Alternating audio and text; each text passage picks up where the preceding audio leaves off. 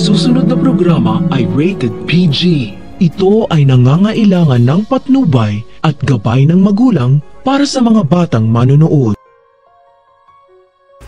Hindi na kayang itago pa ni Doc Lyndon ang kanyang tunay na nararamdaman para kay Annalyn matapos niya itong regaluhan ng mamahaling kwentas na hugis puso. Ang hindi alam ni Annalyn, ito ang paraan ni Doc Lyndon para ipabatid sa kanya na espesyal sa kanyang puso dahil tuluyan nang nahulog si Doc Lyndon kay Annalyn. Kaya nang sabihin ng mga kaibigan ni Annalyn kung kailan siya lilipat ng Apex. Dahil tatay niya ang may-ari nito, tumutol kaagad si Doc Lyndon dahil ayaw niya lumipat si Annalyn. Pero ang hindi alam ng lahat, may isa pa palang dahilan si Doc Lyndon kaya ayaw niyang lumipat si Annalyn sa Apex dahil may natuklasan pala siyang pinakatago-tagong sekreto. Sapagkat natuklasan ni Doc Lyndon ang totoong dahilan kung bakit gusto ng may-ari ng Eastridge na ipirata si Annalyn dahil siya pala ang magiging tagapagmana ng ospital. Ito ang dahilan kaya ginawa ni Doc Carlos ang lahat ng paraan para makuha si Annalyn noon dahil ito ang utos sa kanya ni Mr. Alvarez at totoong may-ari ng Eastridge.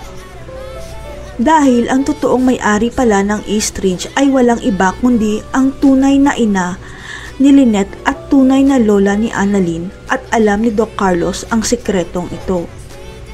Ito ang totoong dahilan kaya niligawan ni Doc Carlos si Lynette dahil tagapagmana pala si Lynette ng Eastridge at kayamanan lang naman talaga ang totoong habol ni Carlos sa kanya.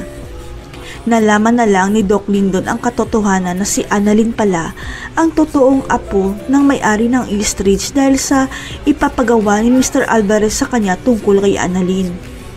Ang utos kasi ng may-ari ng Eastridge na gawin lahat ng paraan ni Mr. Alvarez para huwag lumipat si Annalyn sa Apex matapos na maibalik kay Doc RJ ang ospital niya.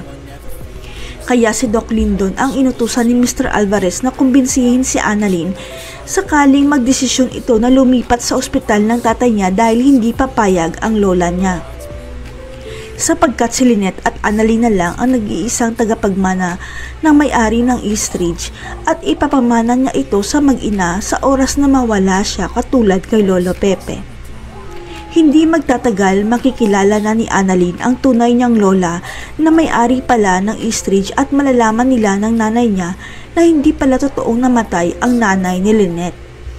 Kaya mukhang si Justin ang mamamahala ng Apex at si Annalyn naman ang mamamahala ng Eastridge dahil siya lang ang tunay at nag-iisang apo ng may-ari ng ospital.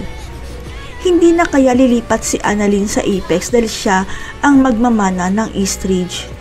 Makikilala na kaya ni Lynette ang tunay niyang ina, ang may-ari ng Eastridge. Abangan.